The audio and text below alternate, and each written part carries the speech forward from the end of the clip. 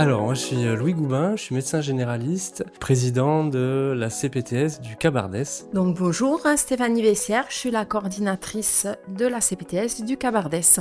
Le territoire correspond à peu près à ce qu'on appelle la montagne noire dans sa partie audoise. Il y a 39 communes, un peu plus de 24 000 habitants. Donc l'association a été créée en février 2020. À ce jour, notre CPTS rassemble 92 adhérents. Tous les professionnels de santé du territoire et nos partenaires ont été étroitement associés à la réflexion. Notre territoire, donc, c'est sa ruralité et ses défis d'accès aux soins. C'est l'antenne du Pic de Nord, le sommet montagneux le plus haut de la montagne noire, je pense. Oui.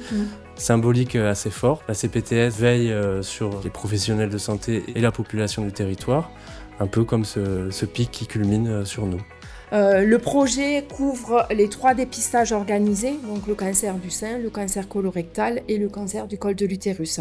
Nous avons développé une approche en 4 phases. Donc, tout d'abord, la formation des équipes et sensibiliser avec des supports adaptés, visuels et pédagogiques spécifiques et des accompagnements personnalisés aux examens.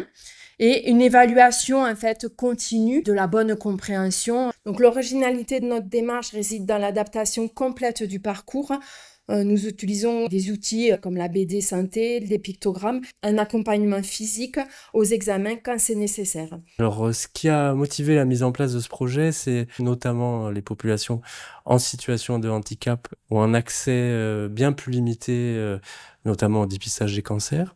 C'est assez insupportable d'imaginer que ces personnes n'aient pas accès au même titre que les autres à ces dépistages qui sont très importants pour une bonne qualité de vie et une bonne espérance de vie. Ils vont avoir accès à ce programme de dépistage, ils vont pouvoir mieux comprendre le principe du dépistage, de pouvoir trouver un stade où on peut être soigné. Qu'ils bénéficient de formations spécialisées donc sur l'accompagnement des personnes en situation d'handicap et fait sur leur prise en charge.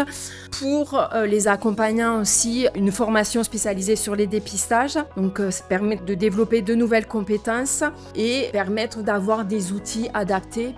Il faut que ce soit absolument en partenariat déjà avec là où les structures concernées qui connaissent leurs résidents, qui vont pouvoir adapter les solutions et les outils, et également avec une structure experte dans le dépistage des cancers, donc le CRCDC. Il faut que les professionnels soient bien formés et convaincus en fait, de l'intérêt de cette